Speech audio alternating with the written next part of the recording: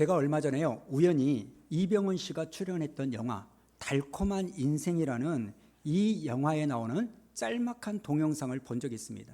그 짤막한 동영상이 어떤 영상이냐면 이 주인공 이병헌 씨가 짧은 나레이션을 하는데 그 나레이션을 제가 듣고요, 한동안 제 마음이 참 먹먹해졌습니다. 왜 그런가 하면, 자, 내용이 이러는데요, 한번 들어보십시오. 어느 깊은 가을밤 잠에서 깨어난 제자가 울고 있었다. 그 모습을 본 스승이 기이하게 여겨 제자들에게 물었다. 무서운 꿈을 꾸었느냐? 아닙니다. 슬픈 꿈을 꾸었느냐? 아닙니다. 달콤한 꿈을 꾸었습니다. 그런데 왜 그리 슬피 우느냐? 제자는 흐르는 눈물을 닦아내며 나지막히 말했다. 그 꿈은 이루어질 수 없기 때문입니다. 여러분, 왜 제가요, 이 이병헌 씨가 나레이션을 하는 이 짤막한 대사를 들으면서 제 마음이 왜 먹먹해졌냐면요, 오늘 한국교회 안에 있는 신음소리와 같은 이 낙심주의요, 이제 한국교회 부흥은 끝났다. 예수 믿어도 소용이 없더라. 기도하면 무슨 소용이 있냐. 이렇게 교회 안에서 끊임없이 들려지는 우울하고 어두운 이 낙심의 소리가 난무하는 이 교회 현실이 그 이병헌 씨가 나레이션하는 그 내용과 오버랩이 되니까 제 마음이 참 아프고 답답하고 먹먹해졌다는 겁니다. 무서운 꿈을 꾸었느냐? 아닙니다. 슬픈 꿈을 꾸었느냐? 아닙니다. 달콤한 꿈을 꾸었습니다. 그런데 왜 그리 슬피 우느냐? 제자는 흐르는 눈물을 닦아내며 나지막히 말했다. 그 꿈은 이루어질 수 없기 때문입니다. 이게 오늘 교회를 다니는 우리의 모습을 보여주는 것 같아서 참 제 마음이 복잡한 심정 가운데 빠졌는데요. 그런데 제가 이 꿈에 대해서 생각하다 보니까 하나님께서 저에게 위로를 주시려고 그러는지 몰라도 찬송가 하나가 생각나게 되었습니다. 주여 지난밤 내 꿈에 배었으니 그 꿈 이루어 주옵소서. 밤과 아침의 계시로 보여주사 항상 은혜를 주옵소서. 나의 놀라운 꿈 정녕 남이 끼는 장차 큰 은혜 받을 표니. 나의 놀라운 꿈 정녕 이루어져 주님 얼굴을 배우리라. 특히 후렴에 나오는 이 가사요, 이 가사가 제게 큰 울림이 되었는데요. 나의 놀라운 꿈 정녕 나음이 끼는 장차 큰 은혜 받을 편이. 그 다음에 보니까요, 나의 놀라운 꿈 정녕 이루어져. 나의 놀라운 꿈 정녕 이루어져 주님 얼굴을 배우리라. 그런데 왜 슬피 우느냐? 그 꿈은 이루어질 수 없기 때문입니다. 그 제자의 눈물하고 이 찬양의 가사가 겹쳐지면서요, 제가 참 목사로서 많은 생각을 하게 되었습니다.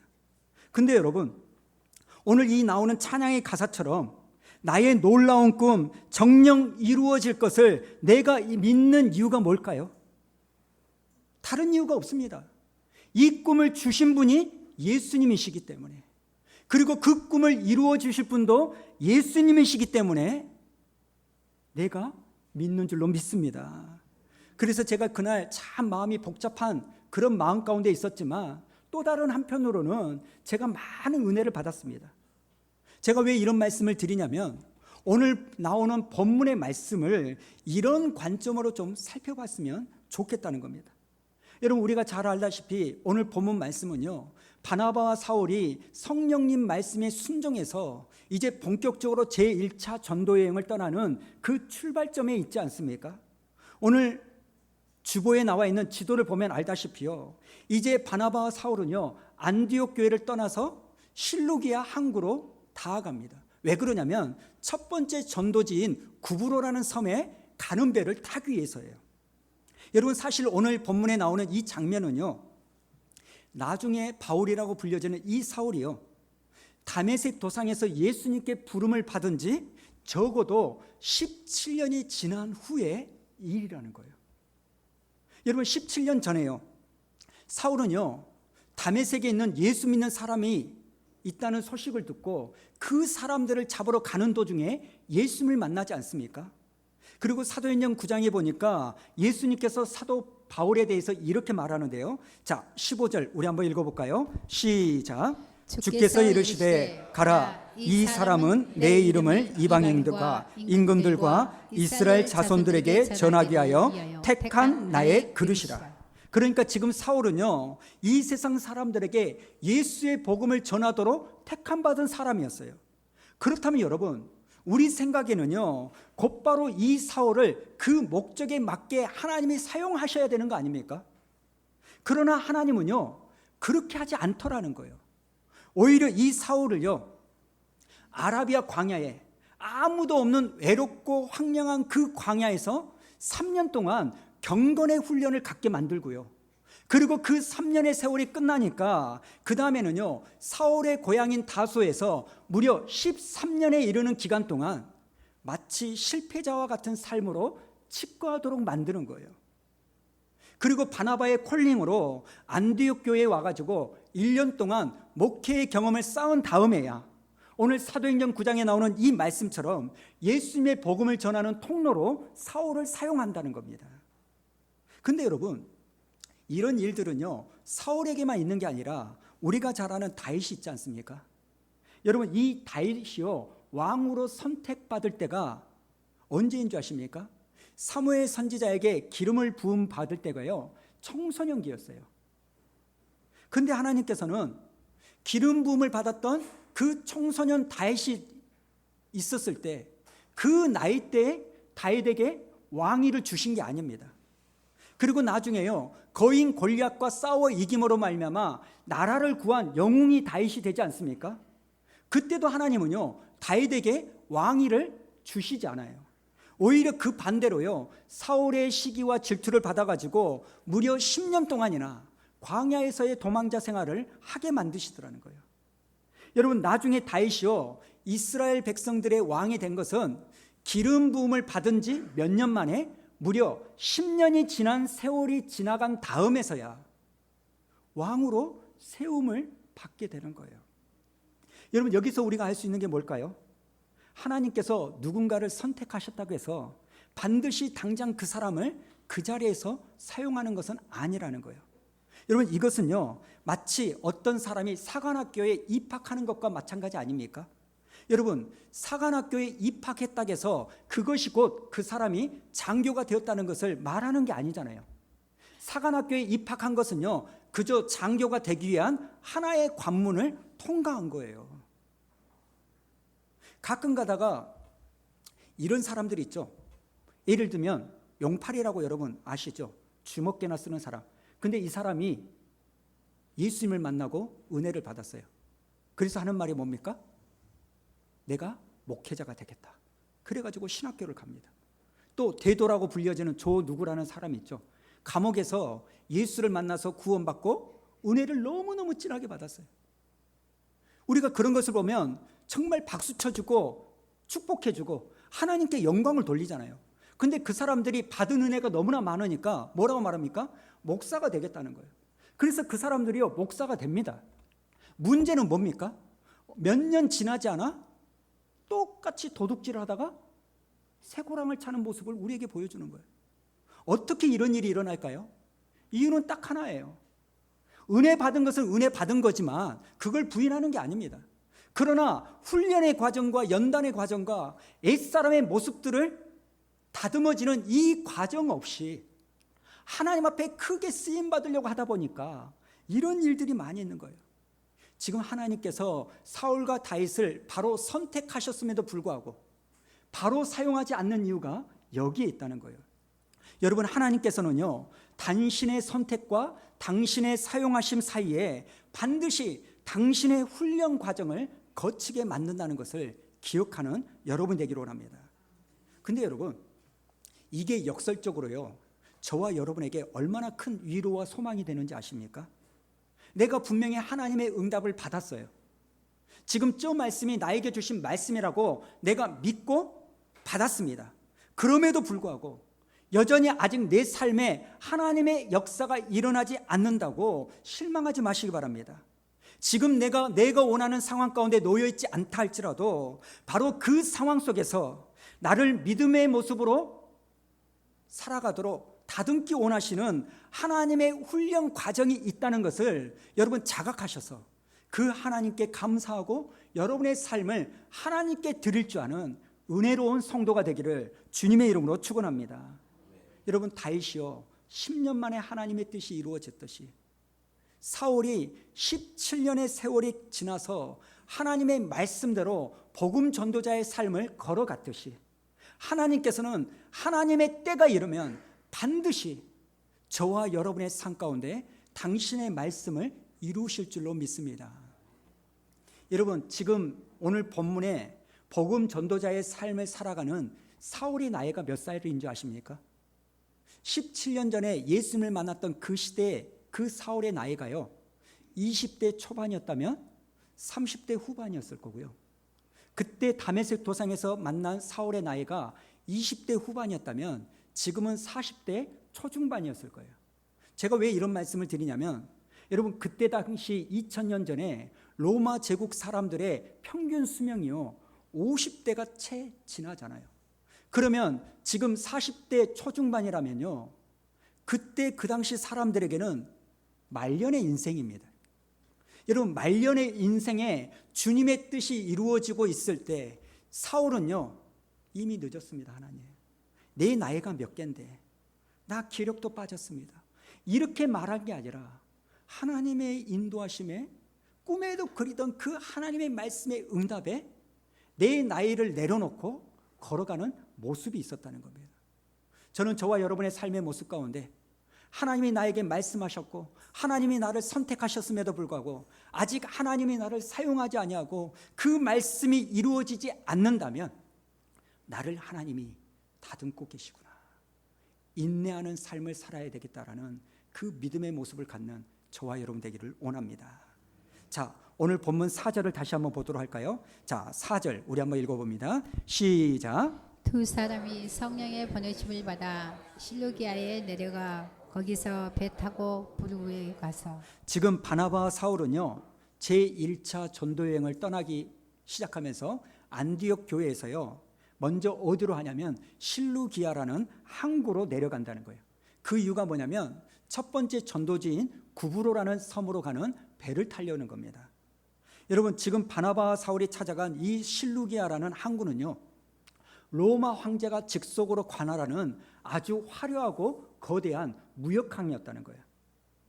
여러분, 그런데요 이런 화려한 무역항 실루기아에 비해서 바나바와 사울의 행색은요 초라하기 그지없었을 거예요. 왜 그럽니까? 이 세상 부귀영화에 관심이 없었기 때문에. 특히나 사울의 행색은요 너무나 볼품이 없었을 거예요.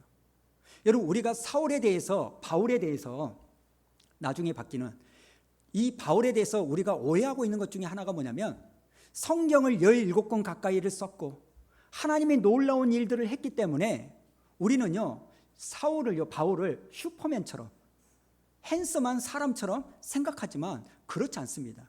이 사울은요 키가 너무 짝달막하고요, 머리는 대머리고요, 코는요 유난히 커가지고 벌렁코라고 하나요?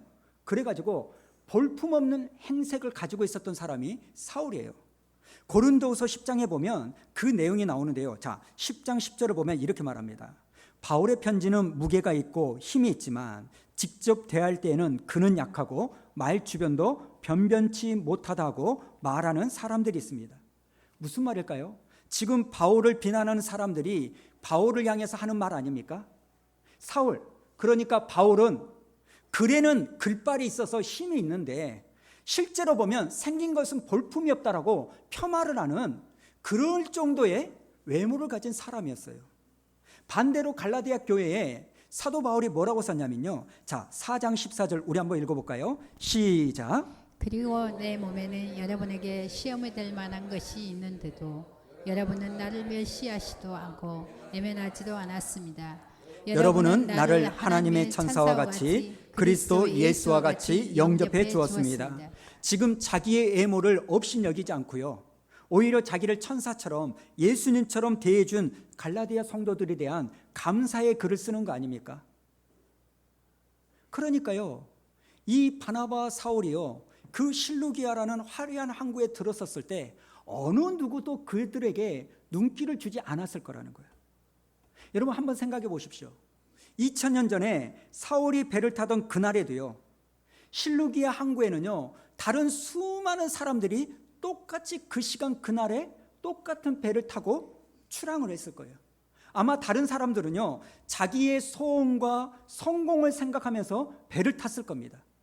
그러나 사울은요, 그들과 다른 어떤 소원을 가집니까? 복음 전도에 대한 소원을 가지고 타는 거예요. 근데 여러분, 2000년이 지난 지금 그렇게 화려하고 거대했던 실루기아 항구도, 그리고 자기의 성공과 소원을 가지고 탔던 수많은 사람들은 2000년이 지난 이 시점에 흔적도 없이 사라집니다. 오히려 그 당시에 초라하게 보였던, 아무도 관심을 보여주지 않았던 이 사울이었지만, 여러분 사울이 그곳에서 그 구브로에 가는 배를 탔던 그 순간은요, 세계 역사의 흐름이 바뀌어지는 그 순간이었고요, 2000년이 지난 이 시점에도 여전히 바울은 살아있어서 저와 여러분에게 엄청난 영향력을 주는 사람으로 자리매김을 하는 겁니다. 여러분 여기서 우리가 알 수 있는 게 뭘까요?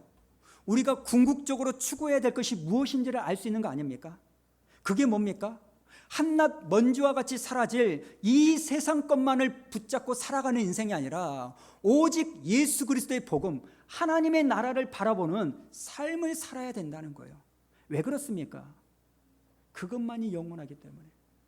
갈라디아서 6장에 보면 이런 말씀이 있죠. 우리 한번 읽어볼까요? 시작. 자기의 육체를 위하여 심는 자는 육체로부터 썩어질 것을 거두고 성령을 위하여 심는 자는 성령으로부터 영생을 거두리라. 저는 우리 교회 성도님들, 여러분들이요, 썩어 없어질 이 세상 것만 붙잡느라 영원한 하나님의 나라를 놓치는 어리석은 삶을 살지 않는 저와 여러분 되기를 주님의 이름으로 축원합니다. 여러분 상징적으로요, 여러분이 지금 2000년 전에 그 실루기아 항구에 있다면 여러분은 어떤 배를 타고 출발하고 계십니까? 여러분은 지금 시간이 지나면 없어질 이 땅의 것들만을 바라보며 배를 타고 출발하십니까? 아니면 영원한 하나님의 나라를 붙잡고 여러분의 배를 띄우고 계십니까? 여러분 자신만을 위한 배를 출항시키고 있습니까? 아니면 예수님의 사랑과 생명이 담겨져 있는 그 배를 출항시키고 있습니까? 오늘날 저와 여러분의 문제가 그거 아닙니까? 어느 순간부터요, 멸시천대 십자가는 주님이 한 번 더 지시고 존귀 영광 모든 권세는 내가 홀로 갖겠습니다.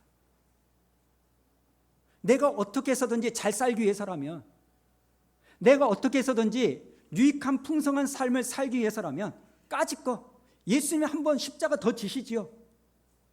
부귀영화는 내가 누리겠습니다. 이런 모습이 있기 때문에 오늘 우리가 그런 손가락질을 받는 거 아닙니까? 여러분 우리가 추구해야 될 것은요, 시간이 지나면 없어질 먼지와 같은 이 세상 것, 그게 필요 없다는 게 아니라, 우리가 거기에 목숨을 매달 게 아니라 영원한 하나님의 나라를 사모하며 걸어가는 저와 여러분 되기를 주님의 이름으로 축원합니다. 그래서 이사야서 40장 8절에 있는 이 말씀 잊지 마십시오. 푸른 마르고 꽃은 시드나 우리 하나님의 말씀은 영원히 서리라. 이 말씀이 진리인 줄로 믿습니다. 그리고 또 하나 오늘 말씀에서 살펴볼 게 뭐냐면, 여러분 지금 바나바와 사울이요 배를 타고 지금 출발하는데 그 배의 목적지가 어디입니까? 구브로라는 섬이에요. 자, 4절을 다시 보십시오.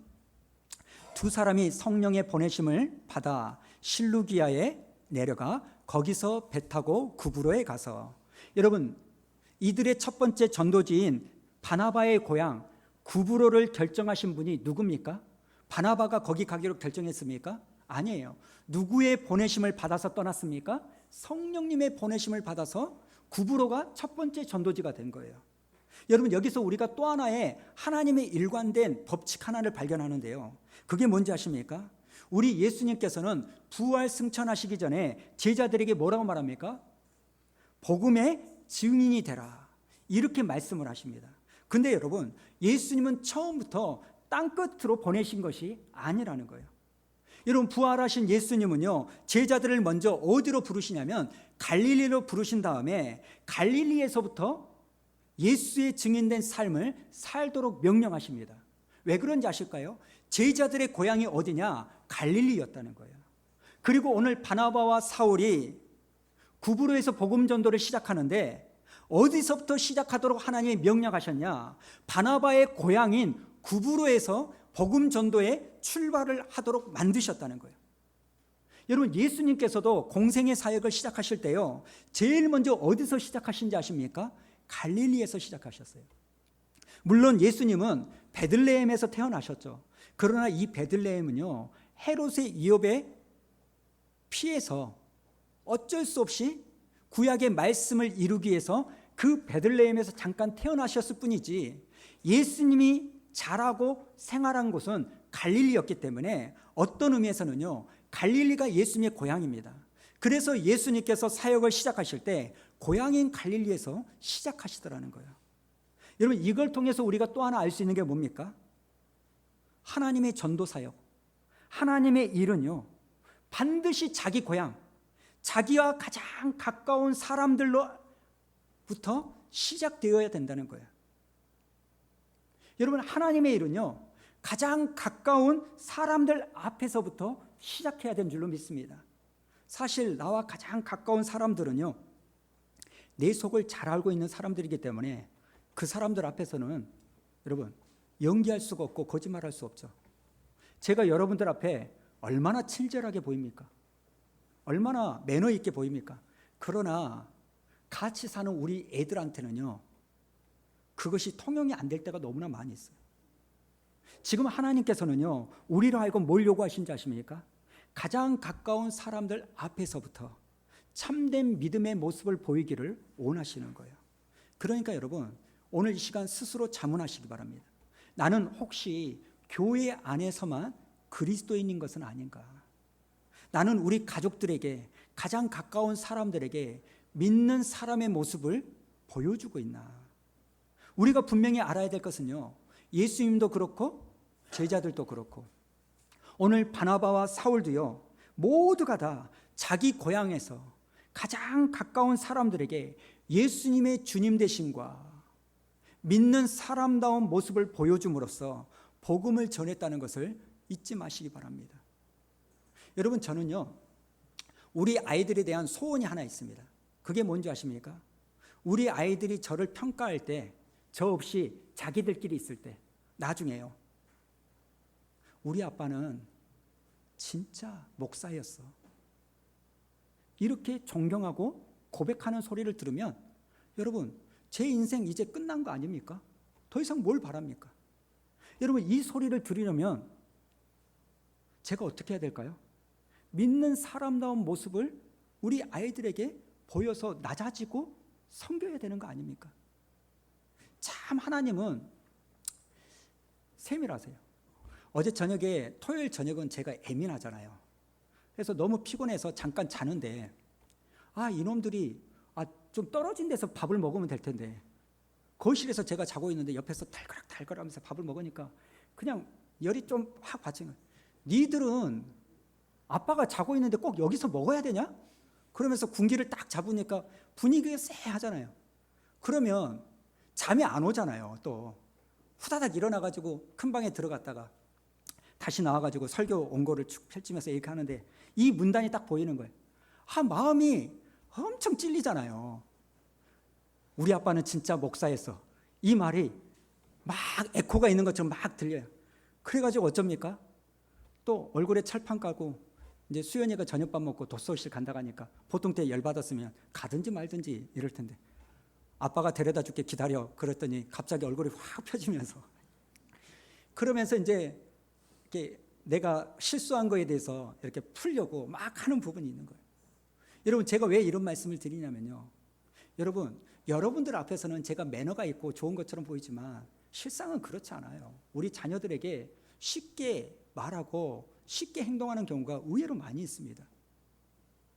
여러분, 그들에게 아빠로서의 권위와 목사로서의 권위를 드러내려면 큰 소리 친다고 해서 되는 게 아니잖아요. 낮아지고 섬겨야 되는 거예요. 여러분, 사도 바울도요, 이방인을 위하여 부름을 받은 그 사명을 가진 사람이었지만, 여러분, 그 밑바탕에는요, 자기 동족과 자기 민족에 대한 구원을 잃지 않는 사람이었어요. 로마서 9장에 보면요, 이 바울에게는 말로 다할 수 없는 그치지 않는 고통과 근심이 있는데, 그게 뭐냐면 3절에 나의 형제 곧 고륙의 친척을 위하여 내 자신이 저주를 받아 그리스도에게서 끊어질지라도 오나는 바다. 무슨 말입니까? 가장 가까운 동족들이 구원받는 것이 그 사울의 소원이고 기도 제목이었다는 거예요. 여러분, 이런 맥락에서요, 오늘 말씀을 실천할 수 있는 가장 좋은 적용점 하나 있지 않습니까? 11월 24일 날 있을 새생명 축제 때, 여러분, 제가 실은 이 새생명 축제를 준비기도 하면서 하나님 어떻게 해야 됩니까? 이럴 때 오늘 말씀을 묵상하면서 대상을 이렇게 일단은 잡습니다. 여러분, 1차적으로요, 새생명 축제에 대한 전도 대상자는요, 가장 가까운 사람, 그리고 가족들을 전도 대상자로 삼으시기 바랍니다. 사실 안 믿는 사람에게 예수 믿어라, 이 말은 하기 쉽지만 왜 가족들에게 그 이야기를 못합니까? 이유는 딱 하나예요. 내 꼬라지를 너무 잘 알기 때문에. 오늘 그걸 통하여서요, 두 가지 효과를 보기로 합니다. 하나는 내가 내 가족들에게 예수 믿으라고 말하기가 어려운 상황이라면 그만큼 내가 우리 가족들에게 믿음의 모습을 보이지 못했구나, 이걸 자각하고 돌이키는, 회개하는 그런 시간이 되고요. 그리고 이번 기간 동안에 철저하게 낮아지고 섬기는 모습으로 인하여 그 가족들에게 복음을 증거할 수 있는 계기가 되기로 원합니다. 그래서 다음 주하고 그 다음 주에 전도 대상자의 이름을 써낼 때 1차적으로 가장 가까운 사람과 가족들의 이름을 삼아서 우리가 좀 기도했으면 좋겠는데요. 여러분, 안 된다고 생각하지 말고 여러분의 이 시간을 통하여 하나님이 그 영혼들을 살리기 위한 기회로 주실 줄로 믿사오니 우리가 그것을 사모하고 바라보며 순종하는 저와 여러분 되기로 원합니다. 그런가 하면 또 하나, 여러분, 사도 바울이요, 이 구브로 섬에 도착해서 복음을 전하는데 제일 먼저 하는 일이 뭔지 아십니까? 자, 5절을 한번 보도록 할까요? 5절 우리 한번 다 같이 읽습니다. 시작. 살라미에게 일러 하나님의 말씀은 유대인의 여러 해당에서 전할세 요한을 수용원으로 두었더라. 지금 바나바와 사울이요, 복음을 전하는데 어디서 복음을 전한다고요? 유대인들의 회당이라는 거예요. 근데 여러분, 이것은요, 구브로에서만 그런 게 아니라 나중에 바나바와 사울이 복음을 전하러 가는 곳마다 제일 먼저 찾아간 게 뭐냐면 유대인 회당이었다는 겁니다. 근데 이것도요, 예수님이 먼저 본을 보여주신 방법이었습니다. 마태복음 9장 35절에 보니까요, 예수께서 모든 도시와 마을에 두루 다니사 그 다음에 어디에서요? 그들의 회당에서 가르치시며 천국 복음을 전파하시며. 여러분, 예수님은 가는 곳마다 제일 먼저 회당에 들어가셔서 천국 복음을 전파하시고 병을 고쳐주셨다는 거예요. 근데 여러분, 사실 여기에 나오는 유대인의 회당은요, 역사적으로 보면 살기 좋은 시절에 만들어진 장소가 아닙니다. 여러분이 잘 알다시피요, 남유다가 우상 숭배하고 하나님 앞에 범죄함으로 말미암아 바벨론이라는 나라의 침략을 받아서 나라가 멸망당하고 예루살렘 성전이 파괴되고 유다에 살던 많은 민족들이요, 바벨론으로 포로로 끌려가는 아픔을 경험합니다. 여러분, 유대인들은요, 적어도 1년에 3번 정도는요, 반드시 예루살렘 성전에 와서 제사를 드려야 되는 것이 율법이에요. 그런데 예루살렘 성전은 무너지고 바벨론은 포로로 끌려가 있다가 보니까 여러분, 이제는 제사를 드릴 수도 없고 예배를 드릴 수도 없으니까요, 이 유대인들은요, 포로로 끌려온 것이 너무너무 아픔인데 뭐가 더 아픔이냐? 예배를 드릴 수 없는 고통이 너무너무 큰 거예요. 그래서 시편 137편에 보면 이렇게 슬피 우는데요. 자, 1절 우리 한번 읽어볼까요? 시작. 우리가 바벨론의 여러 강변 거기에 앉아서 시온을 기억하며 울었도다. 지금 바벨론 강변에 앉아가지고요, 예배를 드릴 수 없는 그 아픔을 시온을 향하여 울고 있는 거예요. 그래서 여러분, 나라를 잃은 유대인들이요, 예배를 드릴 수 없으니까 그것을 대신하기 위하여 율법을 가르치고 자기 자녀들에게 신앙을 전수하기 위해서 세운 것이 바로 여기에 나오는 회당이라는 거예요. 그러니까 여기 회당이라는 것은요, 그 당시에 상징적으로 나라가 망한 한이 서려 있는 것이고요, 그런 절박한 아픔의 상황 가운데서도 하나님 앞에 예배를 드리고자 하는 믿음의 모습을 보인 상징적인 장소가 회당입니다. 근데 여러분, 오늘 이 모습을 통하여 우리가 은혜를 받을 수 있는 게 뭔지 아십니까? 이런 아픔과 눈물로 세워진 그 유대인의 회당이 나중에 보니까요, 예수님의 복음을 증거하는 복음의 장소, 통로로 사용되는 거예요. 여러분, 우리 앞에 어떠한 상황이 놓여져 있다 할지라도요, 그런 상황 가운데 있더라도 우리의 중심을 하나님께 드리면 하나님께서는요, 여러분의 어둡고 잊고 싶은 여러분의 과거를 회복시켜 주실 뿐만 아니라 그것을 전화위복으로 삼아 주시는 하나님인 줄로 믿습니다. 여러분, 예수님을 3번이나 부인했던 베드로의 그 과거를, 예수 믿는 사람이라면 보는 족족 잡아들이던 이 사울의 과거를 오늘 하나님께서 변화시켜 주시고 고쳐 주셔서 아름답게 사용하고 세워 주셨다면 오늘 우리에게 소망이 뭡니까? 저와 여러분도 가능하다는 거 아닙니까? 그러므로 사랑하는 성도 여러분, 오늘 우리에게 말씀하시는 소망의 하나님을 바라보는 믿음의 눈이 열리기를 주님의 이름으로 축원합니다.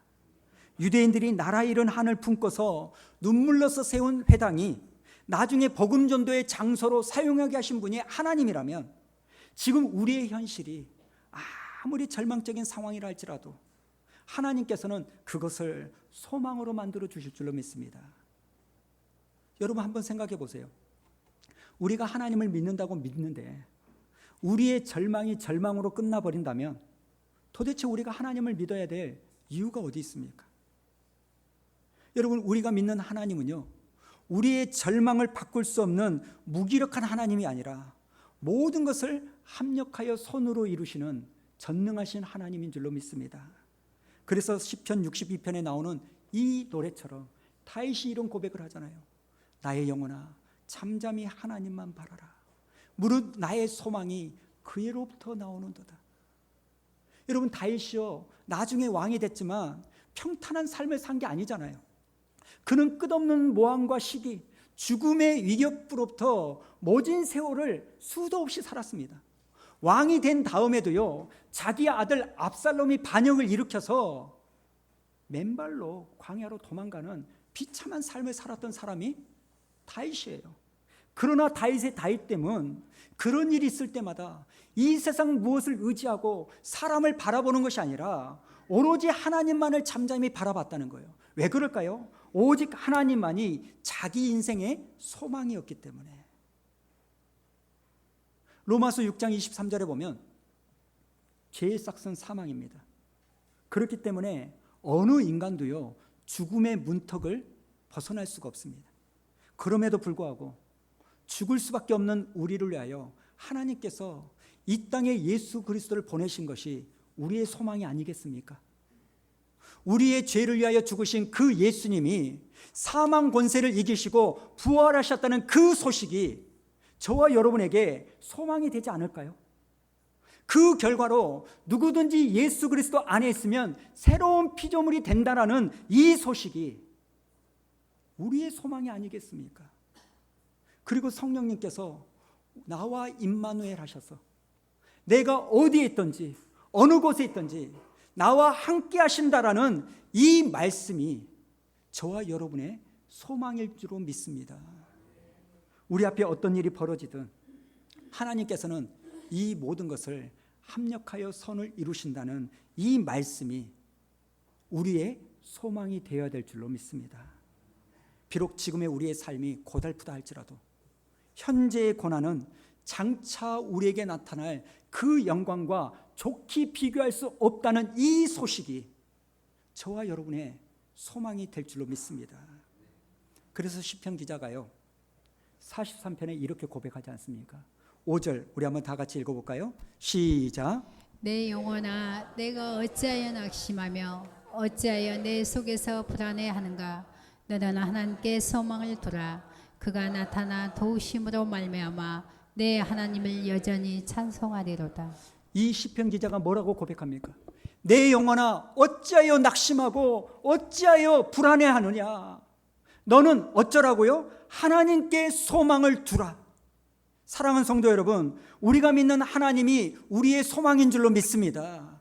우리가 믿는 복음은 복음의 소망이 있는 줄로 믿습니다.